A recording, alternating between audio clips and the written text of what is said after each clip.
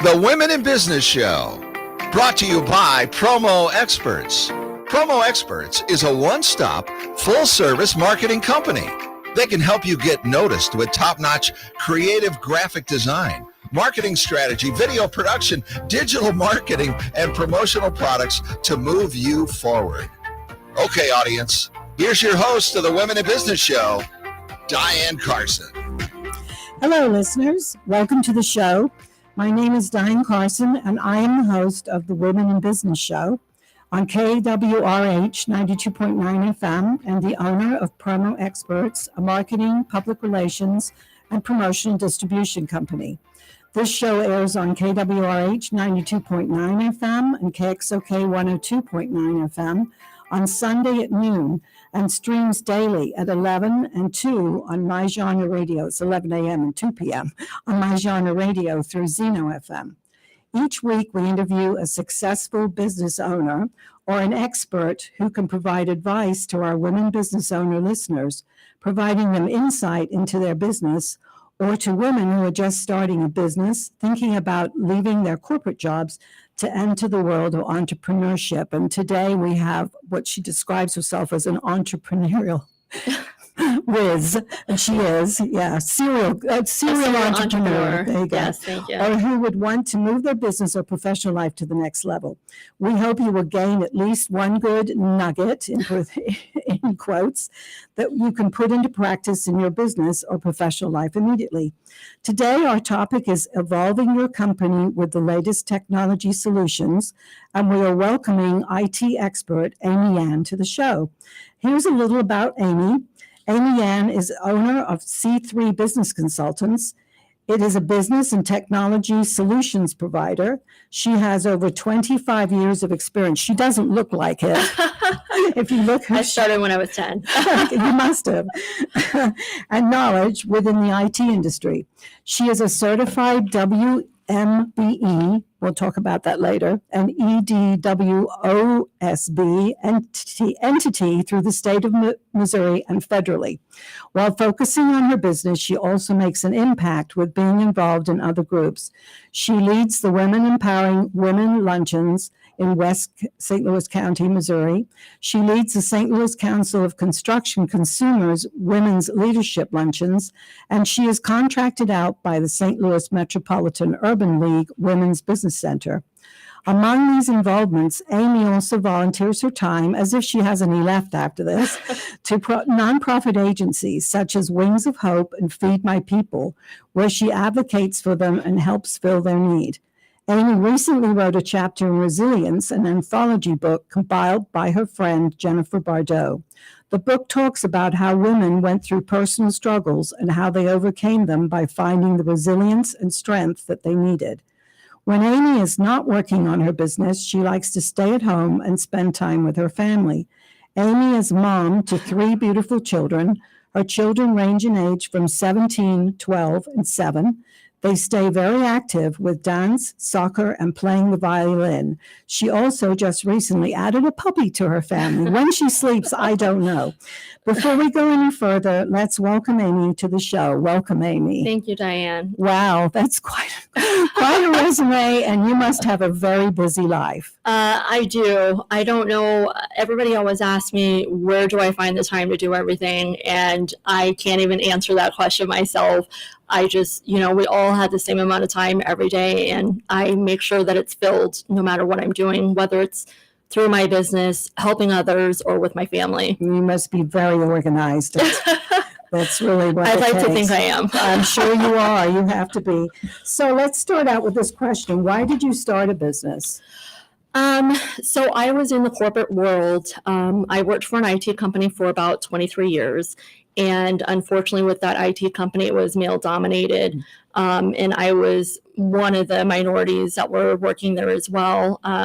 So I felt I didn't feel a sense of like belonging, right? And over the course of 23 years, there was really no place for me to go within that organization. So when the pandemic hit and I was there with my children, there with my family, I decided, you know what, I am missing out on what I need to do. for myself.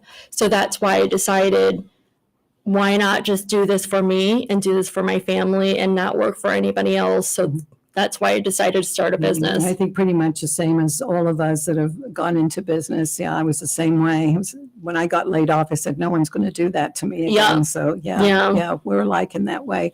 So you say minority. So explain a little bit about, because this is radio. So, well, it's Facebook Live too, but nobody can see your pretty face. Sure. So minority as in just a different ethnicity. So I'm 100% Cambodian. And the majority of the people that I worked with were Caucasian. There were a few that came in and out that were of different ethnicity, but they never stayed. So essentially, I was the last minority that left the company. Okay. So Okay, that explains it. But did you feel any different? Were you treated differently, or? I like to think that I was, but that was from my own perspective. Okay. You know, on the outside looking in, maybe others wouldn't think that, but how I felt Right. going into work every day and how I felt at work, and even the amount of pressure and the negativity and depression that I felt coming home, it stemmed all from my work environment. Okay, and was that your first job? Was that your first position? Well, my first position, I actually worked at Chuck E. Cheese. Oh, okay. Okay. I started working at Chuck E. Cheese when I was in high Oh school. my. And yes, I was inside the mouse as well. I always tell my kids that, and they're like, no way. And I'm like, yes, that was me. But when I started this, my past employment, I was there at the age of 17. And then I left at 2021. So whatever that Okay. age was, maybe 40. Wow. Yeah. Okay. And then I guess 23 a years. certain amount of technology at Chuck E. Cheese and the tickets and the. So what made you decide to do a business and technology company? Well, because I was already immersed in the technology industry, working for a technology company for 23 years. That's all I knew, and that's all I know. Right. So in order for me to develop my own business and be successful at it, I wanted to make sure that I had the experience to back that up. So that's why I chose a technology business. Okay. When you say technology, what part of technology? Because I know it's a big field. It is. So with my company, it's business and technology, and everybody always asks, well, what is it? Right. So technology, meaning the equipment that you utilize, like your laptop, Okay. your copiers or printers, digital surveillance, merchant services, anything that is basically connected to the network of your business in order to run your day-to-day operations.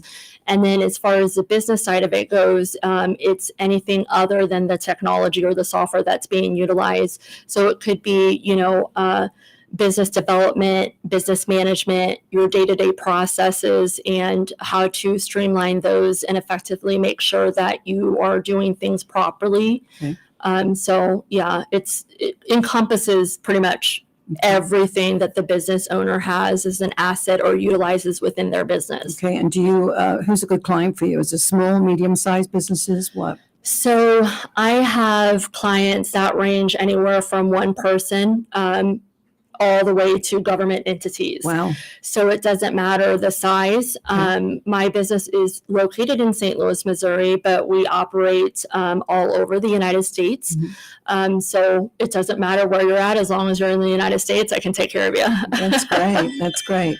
So you go in as a consultant or as consultative, and then you tell them what they need, and then. There are some products and services that I provide directly myself. However, if I don't have that solution in-house, then I will bring in partners to come in and be able to provide that solution for the client. Okay, so you have other companies sort of like you that work with you? Yes. So, okay, great. So, your next question was, what all does the company provide? So we pretty much covered that, I think. So, is there anything else that you?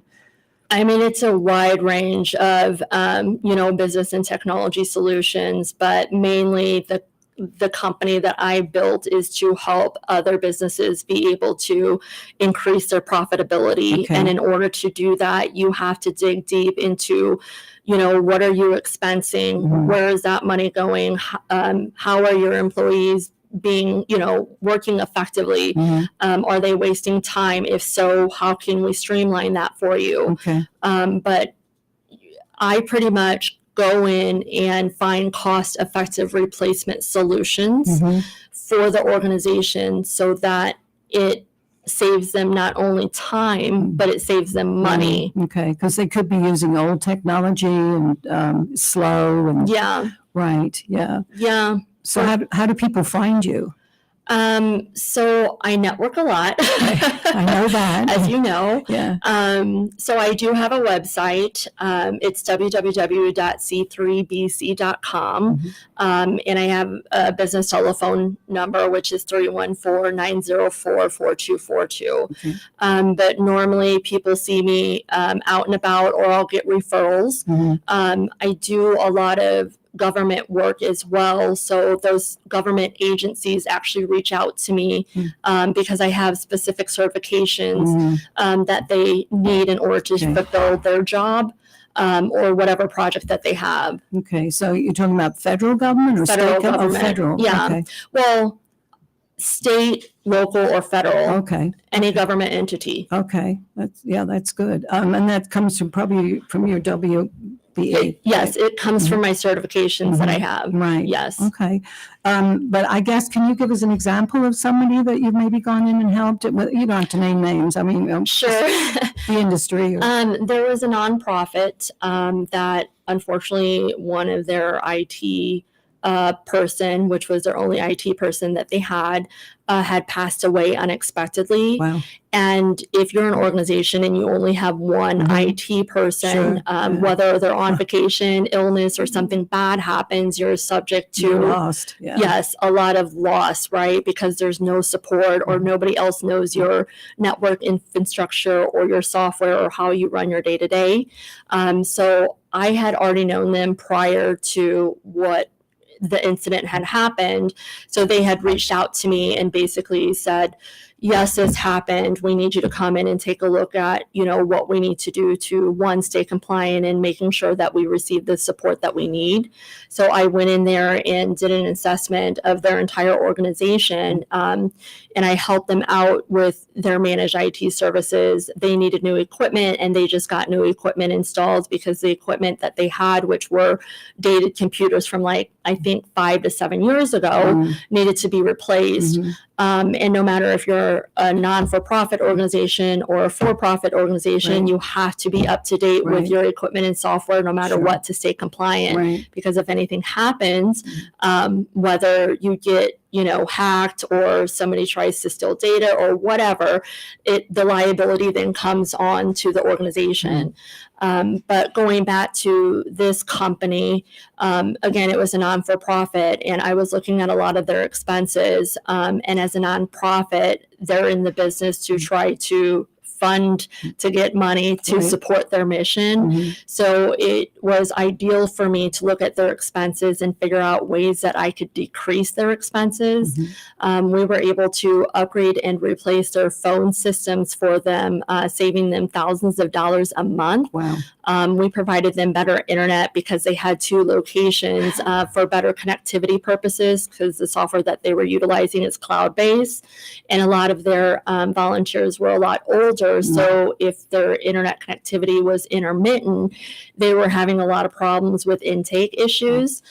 So upgrading their internet actually helped out with that. And then we installed new digital surveillance at both of the locations so that, they would be secure, because they were having some issues with, I think, Cadillac converters being stolen. Oh, yeah. As we know in St. Louis, that was the most common thing. And they were able to identify, the person that was going on to their premises during after hours, actually, with the digital surveillance. So Wow. Yeah. Wow, you helped them out a lot. That's, yeah. Yeah.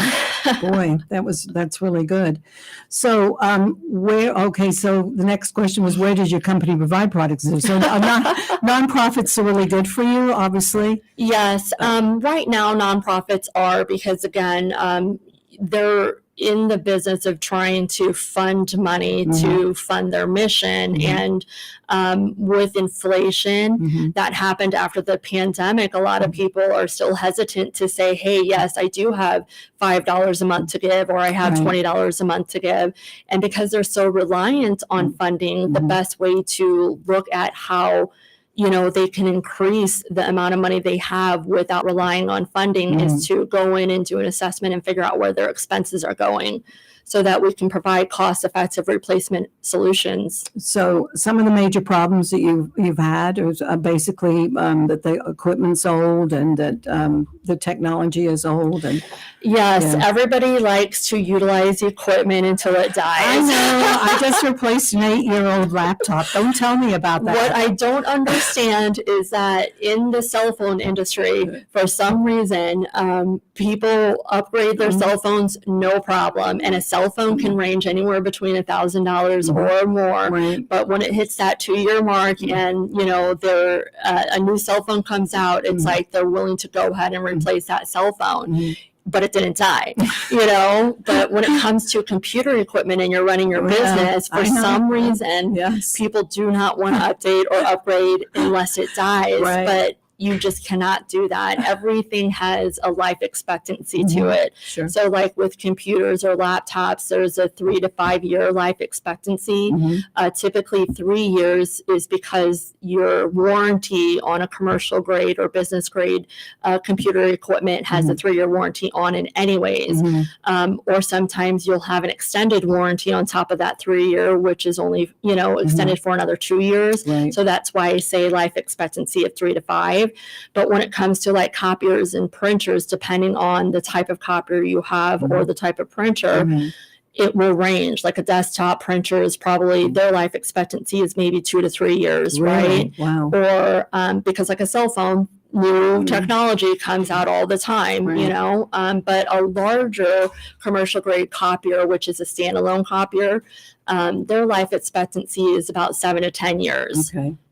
Yeah, I've got like a little desktop laser, but that one's 2 years old. But my laptop was literally 8 years old. Yeah. And my husband said, I'm going to buy you a new laptop for Christmas. I don't want a new laptop. This one is fine. I'm used to it, but it's so slow. I don't Exactly. care. It's slow. You just said the issue you were having. I don't care. It's slow. So that means your day-to-day is not very effective because it's slow. I know. So there we go to the Micro Center, and oh my gosh, it was like, what? I just get one. I don't care at this point. They all had different RAM, different, it was just. It's so hard to pick out equipment. It is. Yes. Because you got to make sure that everything is going to work with whatever setup you have. Right. And now that everybody, or the majority of the people, are still working from home, Right. they now have. I do. Yeah, they now have to manage and make sure that the equipment they have could work on Wi-Fi, Right. and be able to work effectively. So. Yeah. Well, I have Wi-Fi. It just was very slow. And now I have the new one. I realize how slow it was. So you got at the better? time I did. Okay, so you so upgraded your internet? we did. Oh, No, I got a new laptop. Okay, that's good. I had it, I think, 3 weeks, and then I came home one day. It was extremely hot. And so I took it back to the store, and the service manager said, "Quick, get that lithium battery out Oh of this thing." my gosh. Yes, I was lucky it didn't catch fire. That's good. Yeah, at least the old one wouldn't have done that. So. Yeah, but it was slow. You said it was slow. That's right.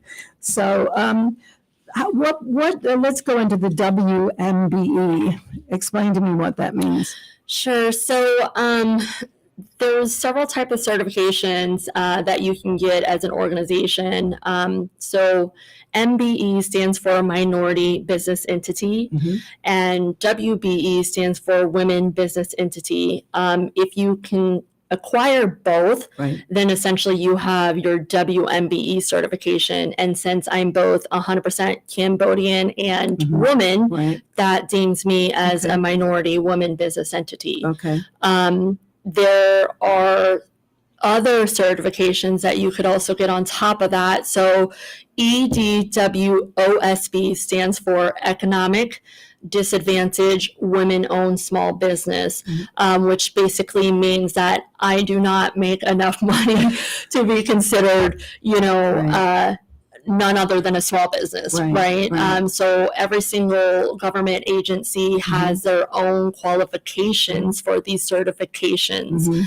And there's thresholds where you cannot surpass those in order to be considered, Right. economic disadvantage Right. or a small business. Right. I think the SBA considers $21 million, I believe. It's around there. Yes, Yeah. it's a small- I think for my industry, so not only do they hone in on just the small business qualifications, they also hone in on the industry qualifications Okay. of what is considered small business. Okay. And so for the technology industry, I think the last time I checked, it was $34 million I could not make every year or have as That a would be nice.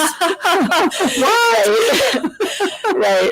I'm gonna get there. You but will. just- I believe it. I believe it. My business has only been around since June of 2021. So, but I've seen a lot of growth from 2021 to 2022 to now. Right. Yeah. So, but yes, going back to the certifications, the government created an initiative, not more so the local government, but the state and the federal government. Okay. They created an initiative where they want to give opportunity to those that do have the certification so that there's a better and equal playing field within certain projects that require them. So let's say the federal government had an RFP out there for installing new camera systems in one of the downtown federal buildings. Well, to ensure that someone like me with the certification would be able to provide a proposal for that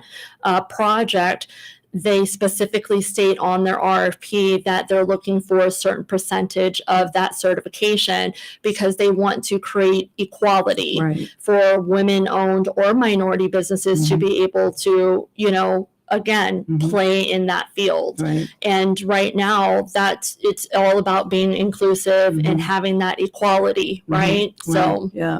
So there's like the government puts out a list on a monthly basis, and then you go through it and you say, "Oh, I'm good for this job," and then you bid on it. Is that yeah, how it works? so with the federal government, they actually reach out to me based on my specific codes that are my areas of expertise, and they're called NAICS codes, and those identify what your business does. Right. So if the federal government is putting out an RFP and let's say it's for digital surveillance, then that particular code is going to come with a 6-digit number. And once they put that 6-digit number on their RFP, it will populate within that geographical area of which they're looking to do the work in, who has that expertise within that code. Okay. And then it will also populate for them who has certifications with that particular code. So then they'll email me or send out a notification to me saying, hey, we have this bid going on. Okay.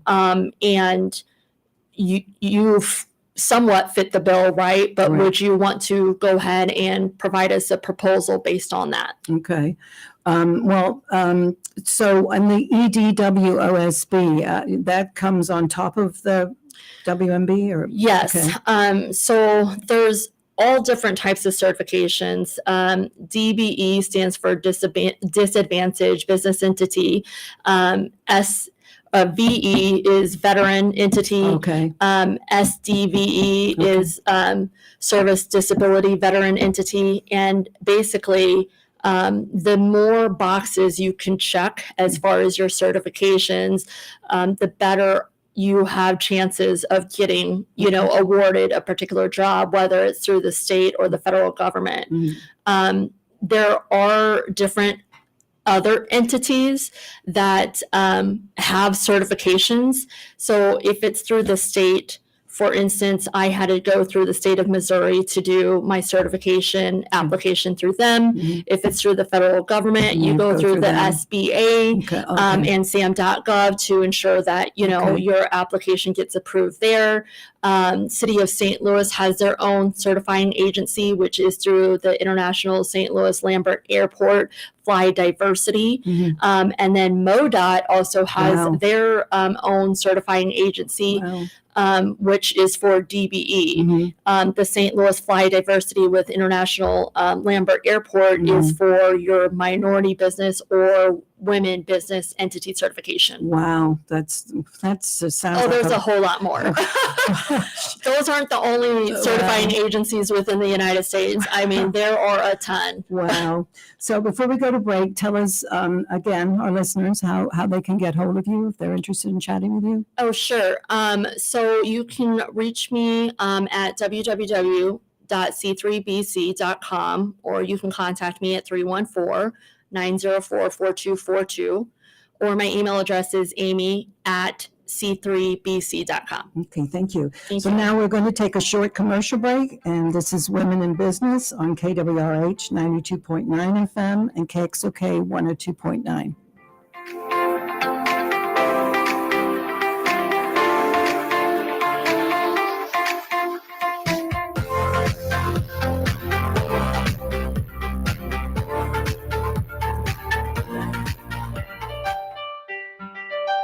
Hey, listeners, saying thanks to your customers is nice and polite, but expressing your gratitude in memorable and ongoing ways can boost your business. At Promo Experts LLC, we exceed our customers' expectations. For over 20 years, our product knowledge and experience has helped them with their marketing initiatives and trade show graphics. We are happy to put that experience to work for you. Quality products, great customer service, and prices are our number one priority. We work with you to find unique, creative, and new ideas that fit your image and expectations, helping you build strong relationships with your customers. When you select Promo Experts as your marketing partner, we help you to see more than the big picture. For more information about this exciting opportunity, contact Diane Carson, President, at 636-458-5241. That's 636-458-5241. Let Promo Experts help you to move your business brand beyond the bland. Have you always wanted to write your own book but don't know where to start? Publishing Concepts, a publishing company located right here in St. Louis, offers everything from consulting, book printing, copyrights, ISBNs and barcodes, print book layout, ebook and iBook layout, graphic design, cover design, ghostwriting, typing and editing, distribution, marketing, and more for an affordable price. Visit publishingconceptsllc.com or just Google Publishing Concepts to get started today, or call 314-781-8880. That's 314-781-8880. Publishing Concepts. We help you sell more books. If you're looking for a new, informative health and lifestyle show to gain knowledge and inspiration to help guide your journey to think, work, and live more powerfully, then you need to listen to Sage Advice with Melissa. It's live each Thursday from 10 to 11. Now, whether you're trying to improve your life from a mental, physical, or spiritual journey, Sage Advice with Melissa Coleman, CEO of Sage Skincare, delivers weekly advice from industry experts to provide you with insightful suggestions to allow you to thrive with a better quality of life. Melissa's mission? To guide you through the uncharted waters of health and wellness and to give you a voice to help improve your life. So be sure to tune in to Melissa on KWRH 92.9 FM every Thursday at 10 a.m. You'll be glad you did. Many small businesses do not have a marketing manager. In many cases, it is the company owner that drives marketing and sales efforts with the gut instinct to survive. Even when small businesses do have a marketing manager, though, many of them are trying to navigate through the complex sales and marketing landscape with little to no success or budget. How to Promote Your Business with Limited Money is a general purpose, how-to-business book written for business owners and marketing professionals by business owners Dr. Stan Fine and Joseph W. Clote. This guide is not intended to be read as a front-to-back chapter book and rather serves as a quick reference guide. Refer to this book as you need specific information and skip around as needed. Promoting your business with limited money is one challenging feat, but there are unlimited ideas you can apply to achieve objectives you pre-establish. So put on your marketing hat and let's take action to start showing your prospects the value your business delivers. A little you need to know about Dr. Stan Fine. During his 60-year career, Dr. Fine has become an authority on sales and marketing business development issues. His presentations have made him much in demand as a speaker and seminar leader. He has taught business development topics at numerous universities across the United States and has conducted over 500 sales and management seminars.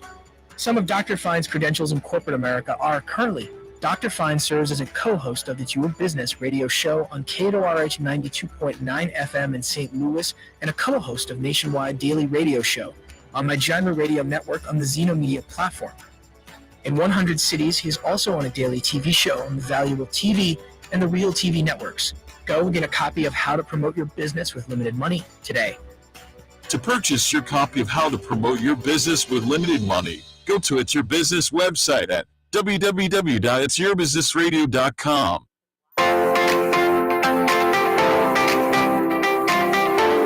Welcome back to part 2 of our show. If you're just now joining us, you are listening to the Women in Business Show.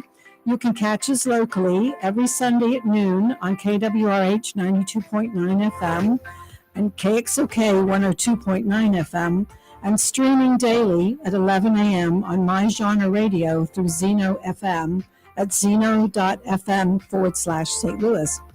Today, we are talking with Amy Yan, the owner of C3 Business Consultants. And before the break, we were talking about WMBE, and then Amy and I had a little chat during the break, and she wants the women listeners out there to know how important it is to think about getting your WMBE. It's a lot. And we thought we'd discuss a little bit about what it takes, what you have to go through to get one, and why you should think about getting it, and how Amy can help you to get that. So do you want to tell us a little bit about what you need to do to get ready for that, and what it takes, and what you need to get that? So having not many people know about the certification. A lot of women just go into business and they're doing the traditional ways of trying to generate revenue. But the fact is that the federal government, whether it's state, local, or federally, they have so much money set aside for projects that they need done to whatever, their buildings, land, whatever, services that they need. So having the certification is not for every single business type. Right. It is mainly for those that the government can utilize, like if you're selling equipment. There are some that I've seen where if you're a service provider for HVAC or sewer or something like that, they need people to come in and like maintenance work. Right.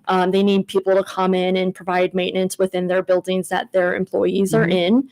I've seen some vendor ones where they were looking for food trucks to come, so it just depends. But having the certification opens the doors to so much opportunity. And by opportunity, I mean money that the federal government has that they need to spend, especially for those certifications, because again, they have the initiative that they're wanting to provide more equality.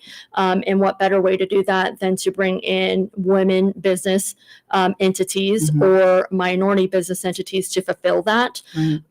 So the certification process, which I had to go through myself, I did not have anybody help me. It was a lot of time and research when I started. And as I was saying before, there are so many different certifying agencies that you can go through, and the agency that you pick to go through is basically your geographical area of which you can provide your products and services. So if you were going to, or if you had a business in the city of St. Louis and you only wanted to focus on St. Louis, then you would go get your certification through the International St. Louis Lambert Airport Fly Diversity certifying agency, or the MoDOT certifying agency. Right. If you were looking to, and you had the capacity and capability to provide your products and services throughout the entire state of Missouri, then you would go to the certifying agency with the state of Missouri in order to apply for your certification. And then if you can provide your products and services on a national level, then you would go through the certifying agency through SAM.gov and the SBA in order to get certified. It is a strenuous process, but each certifying agency provides a list of things that you need, which comes in, it looks like this. Yeah. And it's a bullet list of, this is what you need. You need your resume. You need your articles of organization. You need your EIN number. You need your Duns and Bradstreet. And you want to make sure that the list that they've given you, you have checked off completely. And typically all of these are done online. So what you would do, which worked for me, is basically created a folder on the desktop that basically said, certification process. Right. And you would keep a copy of every single thing that you needed in that folder, so that when you do go apply for the application and you created the account to do so, it would just revert back to that folder that already had all the stuff that you needed, which will then make the application process more seamless because you're well prepared.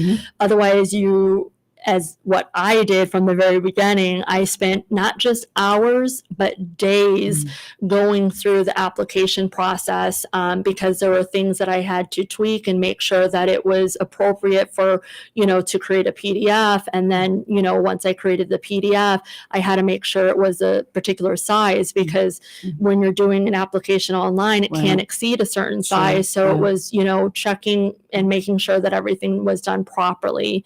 But at the end of the day, over time, and I was able to successfully complete, both of these applications, not only through the state, but on the federal level. And it does take time, because once you submit your application to whatever certifying agency there is, it could take anywhere between 3 to 6 months before they even contact you and start reviewing your application. I know with the Fly Diversity with Lambert Airport, I think they're backed up about 6 months to a year. And I'm not sure if it's because there's not enough people working in that agency to review these applications as they come in, or if they're getting a certain amount of applications coming in that they're over flooded, but I do know that it does take some time. Fortunately for me, when I started my business in June of 2021, I immediately started doing the application process, because I knew prior to starting my business, I wanted to be certified because I knew there was so much opportunity out there. And within 3 months, I was able to get my application in. And then 3 months after that, I was actually certified through the state of Missouri. So it was a short process for me. And then once I knew that I was certified through the state of Missouri, it was easier for me to go ahead and apply for the federal, because each and every certifying agency will always ask you, are you certified by another agency? If so, what are those certifications? And because I was already certified through the state, it made it a lot easier for them to say, oh, well, she's already been down this path. She's already been reviewed by the state, and not only did we ask her these questions in our application, but she's already provided to us that, yes, she already has certification somewhere else. So it makes it a lot easier and faster. Well, as a promotional products distributor, I always thought, they don't want anything that I have to offer. Oh, they do. Well, yeah, because I was at a trade show, and there was a lady from the state, and she had some kind of gadget she was. I mean, I think it was maybe a corkscrew, like a really neat corkscrew Yeah. for opening wine, because she was doing Missouri wine. Yeah. And I said to her, "What do I need to do to get on the bid list, for this?" And she said, "Oh, you have to be certified through the state." Yeah. Yeah. And once you get certified through whatever certifying agency that you applied for, they actually have your organization name along with your certification, not only on their website, but they'll email you, right? All of the bids that, or all of the RFPs that are specific to whatever your industry is. Right. With the state of Missouri, they actually have a website portal called Missouri Buys, which is where you would go and find RFPs specific to what your industry Wow. is. But they will also send you notification emails of specific things that your industry does. Wow. With the federal government, and you're getting certified through the SBA, their online portal is sam.gov, which that's where you would go to search whatever, RFPs are out there in a specific geographical area for a specific thing that that you can provide. Right. So what would you suggest would be the first one? Is the state one easier than the I federal? always Or? start small Okay. because again, it's about the capacity and capability of what you can do Right. as a business owner or what your Right. organization can Right. handle, right? I have actually been assisting several women minority business entities to getting certified through the state first, which they've already finished their application. And now that we've gotten that out of the way, what I tell them is, why don't you wait, a couple of months to see what comes in and, figure out what capacity you have. Because when those RFP comes in, Yeah. it's not, yes, I can bid on Right. this, You have but to figure it out. and you do a have proposal. to figure it out. You Mhm. have to do a proposal. Every single RFP can range anywhere between 10 pages to 100 pages. Mhm. You have to read every single word verbatim to make sure that Right. you are complying with whatever they're requesting, that you provide with whatever they're requesting, and the proposal has to be done exactly how they want it. Right. Otherwise, it's null and void and you've wasted your Oh, time. my. So Wow. there's a lot of time involved. It's not just applying for the application, but it's, getting used to all of the portals and ways that you can get these RFPs, and then reading the RFPs and then responding to the RFPs. And then once you do respond to an RFP and you receive that business, then it's all about, how can I fulfill it? Right. Right. For myself, I literally had just put in about 3 proposals, and a cumulative, it's probably about $6 million worth of work. And I just did this within the last couple of weeks. Wow. So for me, I have the capacity and capability to be able to get the RFPs, You built review a them. team, so- Yes, and right. review them and then respond to it effectively. And then I know that if I do get awarded, I will be able to fulfill that job. So that's just an example of the amount of work that's Right. out there. Right. My first job that I won was a federal contract job with obviously the federal government. And I won that 3 months after getting certified federally. And this was just last year. And it was a 5-year project. And the total amount was $85,000. Wow. For me, I was ecstatic Right. because $85,000 every, it was within a cumulative of 5 years. To me, that was a win-win. Sure. You know what I'm saying? And I'm Absolutely. able to do that work.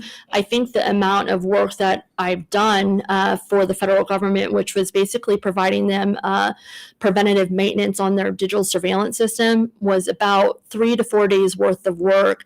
And I got paid, this last one was $16,000. Wow. So to me, that's profitable. Oh, absolutely. And Yeah. then next year, because inflation, right, I increased my prices a little bit, and the year after I increased it a little bit. But that's how I submitted my proposals, that every year of the 5-year contract, it would have increased prices. Okay. And it totaled up to $85,000. Wow. So what is the cost? I know there's a cost involved in getting a WMBE. How much, what kind of cost is that? So there isn't a cost associated with the city of St. Louis Okay. or the state of Missouri Really? or Okay. the federal government. However, if you want to expedite Mm. certification processes, Okay. and that's what I did with the federal government side because I knew that I already had my state certification. Mhm. There are agencies that are approved by the SBA Mm. and the federal government that if you were to expedite it and you pay a minimal fee, which Okay. can range anywhere between $500 to $1,200, just Mhm. depending on what type of certifications you want, Right. you can do that. Okay. And that's what I did. Okay.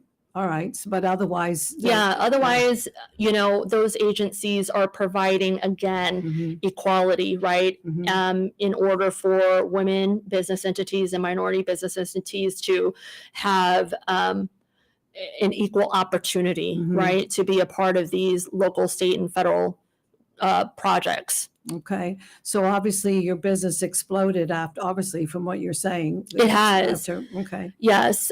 Since I received my certifications, I've been leveraging them, in order to find those specific jobs. Mhm. And if I don't find it, they come to me. Mhm. Literally, I was just sitting talking to another client, and then ding, I received an email from the federal government saying that they want to upgrade their digital surveillance, and the RFP is not even out yet. Mm. And they were like, if you want to put a bid for it, we'll make sure that you're on the list. And I'm like, yes, any opportunity that comes in is an Right. opportunity. Right. Whether or not I get it, it doesn't matter. Mhm. But the fact that I had an opportunity Mhm. to at least review it Mhm. and provide a bid if I Mhm. could Mhm.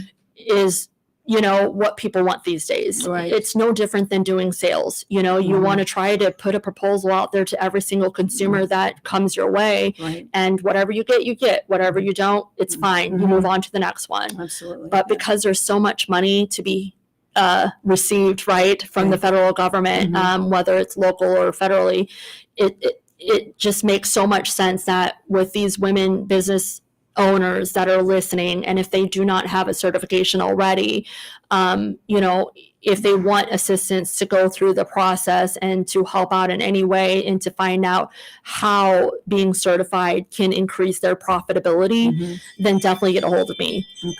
I will be able to assist them through the process and making sure, that they get educated on learning the different certifying agencies, learning how to review RFPs and respond to them. Mhm. But there's just a lot of money that's out there. So is each state different? Each state is different. Okay. Yes. So every single state has its own certifying agency, not only locally. And what I mean by locally, those are your cities. Mhm. So the city of St. Louis has one, and it could be a different, like Kansas City Mhm. has one, or maybe city of Wentzville has their own, okay. certifying agency. Okay. And then by state, every single state has their own. And then federally, it's just through the SBA. Mhm. So you don't have to have so much in sales before you can apply for one? No, You could absolutely have no sales at all. I had no sales at all. Diane, Wow. remember how I told you when I started in June of 2021, and 3 months later, after basically, starting my business, I knew I had to work on, Right. applying for that certification. Mhm. I had no sales at all. Wow. Yes, I was working on projects because I was helping one of my clients at the time, but there was nothing on my books. Hmm. I mean, I had just started the business, and I think with me, because I had the experience of working in the technology industry for 23 years Okay. and having developed this business, which is Mhm. also in technology, Mhm. they knew from our interview that we had that I knew what I was doing. Okay. Because they do go through an extensive interview process. Oh, really? Okay. In They- person or virtually? Mine was done virtually only because it was, we had just got done with the pandemic. Uh-huh. But I'm not sure if they're going in person these days. I Mhm. know with the federal government, obviously it would have to be, virtually unless they had a local government agency that can stop by. But mine was done virtually. Okay. How long are the interviews? About an hour. Oh, okay. So what they'll do is, they will reiterate what you've submitted because sometimes people submit information. It wasn't really them that submitted it. Maybe it was somebody else that submitted the information for them because they're looking for fraud. So they want to make sure that you are who you say you are. Your business is what it is, and that you know how to run your business and operate it. Because right now, I am still going through the process of the City of St. Louis certification application, and I had submitted that. It was late summer of last year. Wow. And they interviewed me twice already, but because there was a lot of indiscrepancies with my application and my paperwork that I had, now I have to go back and revise my paperwork, which was the main discrepancy was based on my tax returns. The number I accidentally inputted in there was not the number that I had on my tax return. So it's a matter of me just ensuring, hey, these are my tax documents. This is me, and here's my identification. And I just inputted it wrong. So, yeah, but they want to try to make sure that other entities aren't being controlled by another entity only to utilize or to try to get a certification. So they are very, they're very hard on the interview process. So people out there that maybe don't own a business that may be trying to, I don't know why they would, but yeah, it's hard. Okay. So if any of the listeners out there, they want to learn more about how you can help them. You want to tell us again how we can get hold of them? Sure. You can always take a look at my website, which is www.c3bc.com, or you can email me at amy@c3bc.com. Okay. Thanks, Amy. So do you find it hard to be a woman-owned business in technology industry? I do. So technology is... It's a man's world? It is. Oh, okay. It so is. Yeah. So the technology business is a male-dominated industry, hands down. Really? Very few women technicians. And if women were working in the technology field, they were working in a level of, admin assistant or clerical, right? Or secretary, not hands-on, immersed or anything like that. Fortunately for me, because I was in the IT industry for 23 years at that one business for 23 years, I was able to absorb pretty much everything that was going on with all the technicians, the projects. My role there was basically to for sales, service, manage departments. So I oversaw a lot of things. And that kind of helped me educate myself. So I saw the business from every level. So correct. Because I wore so many different hats. But because I was able to, absorb that stuff and utilize it with what I know now, when I go and talk to a client, and no offense to men, but like if it's, a male-owned company and I'm sitting down and talking to them, one, they think I don't know what I'm talking about. And it could be they think I'm young, but they don't sit down and really listen to what I have to teenager, so I can see why. Diane, I'm 41. I'm not a teenager. I'm old. Gosh. But they don't see past, me being a woman and my looks, right? And so I don't even get the opportunity to tell them how I could assist them, and the experience that I have. And that's just the way that it is right now. It's just so hard for me to try to explain why I'm experienced and how I became this way, because that's not what they see. Do they give you a test? Like, oh, here's a security light to put up. Show us how you do it. No, it's just the vibe that I get, There was one entity that after speaking to them about their goals and what they were trying to accomplish, I went and and saying, you know, all the experience that I have and how I can help. And then their response was, well, we have qualified men that can do that for us here. Oh my goodness. And, you know, I was taken by that, right? Yeah. Because I am qualified, but I'm not a man, right? So it still goes So on you have to prove yourself. Yeah, I do. basically. Yeah. I do. So when you go into a company, are you selling C3? Or are you selling what you can do for them technically, or you're selling C3 as if you were bringing somebody else in, kind of thing?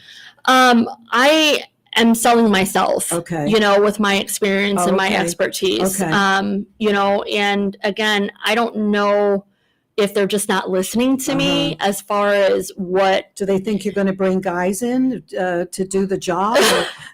Well, if I did bring guys in, I think that would work out for them since they already have well-qualified men to do it, you know? So, you know, maybe they thought that I'm, you know, have women employees, and they think Okay. that because I'm a woman-owned business Yeah. that I only employ women.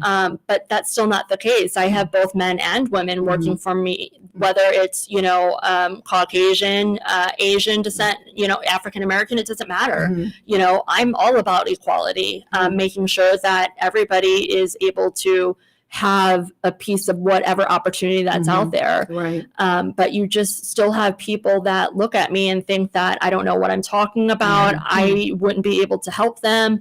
And I mean, I could sit there and give them my resume, which has a list of all these things, and still it's like they're very hesitant. Wow. So there is still that barrier that you're- I am trying to overcome and Forging just a break path through. Yeah. For your industry, really. Exactly. And that's why another reason why I wanted to be a technology business owner, not just because of the experience, but I want to pave a way for women in Women to come in. technology, Yeah, right. because there's, you know, again, they're very far and few between, you You know. would make a great mentor, you know, Yeah. for somebody that would be interested. And in that. absolutely, if Yeah. somebody was interested in becoming, you know, a entrepreneur in the technology or business industry, I will be more than happy to mentor them. So I am contracted out by the St. Louis Metropolitan Right. Urban League Women's Business Center. So what that means is that entrepreneurs, whether they're in their beginning stages or they've had their business for, you know, several years, I actually coach them and counsel them on making sure that they're going to succeed. So if they're having issues with their business plan, I can help them. If I've helped a business owner with QuickBooks tutorial because she was writing everything by hand and she had a business for, I think, over 10 years. And I'm like, so what happens to that document if it, you know, you lose it or catches on fire? And how are you submitting that to your accountant? Spoken like a true technology person. Exactly right. But there are so many different areas that I can help with women in business. Okay, that's great. Let's chat a little bit about, because we're coming. It's been great to have you, because I've learned a lot. Thank you for having me. What is the Resilience book? Can you tell us real quick? Sure. So the Resilience book, a friend of mine, Jennifer Bardot, she compiled 4 different books that spell out grit. So growth, resilience, I think it's Intelligence, or I think it's intelligence Okay. and tenacity. I am in the one called Resilience, and there's 40 women, business owners, professionals that all came together to write a chapter in this book called Resilience and what resilience means to me. Okay.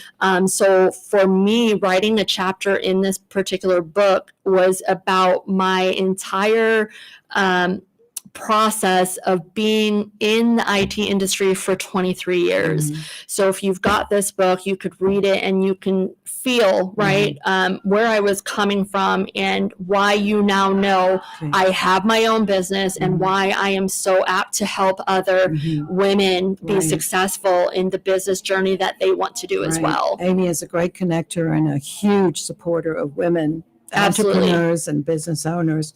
And Thank you. I'm the recipient of some of the help that she gives. So where can we find the book? It is on Amazon. They do it by Kindle, or you can get the hard copy as well. Okay. And they just type in resilience. Yes, Okay. and it should come up. Okay. So great. Okay. So make sure you go look for that, listeners. Okay. So thank you for being my guest today, Amy. You provided a Diane. lot of information. We're going to have you back. I feel like I could talk more. Let's extend this. No, just I know there's like a bunch of questions I that we know. didn't cover. So let's tell them again, how can they learn more about you? Yeah, so reach out to me. Okay. You can email me at amy@c3bc.com. Okay. You can go to my website, which is www.c3bc.com, or you can contact me by phone, 314-904-4242. If you have any questions about, your business in general, with technology, reach out to me. If you want to learn more about, certification processes and what that looks like, reach out to me. I'm here to help. Thank you. So listeners, please reach out to Amy to learn more about C3 Business Consultants, and to me, Diane, at promoexperts.com for your promotional product needs. Thank you.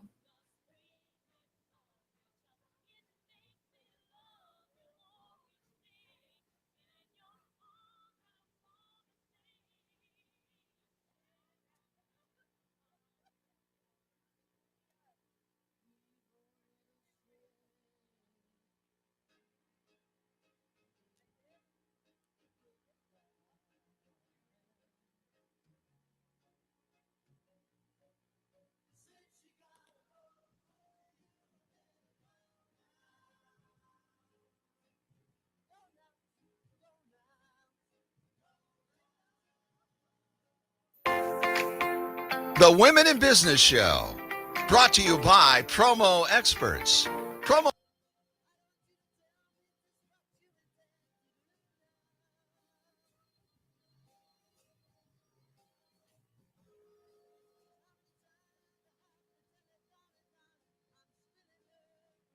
Women in Business Show.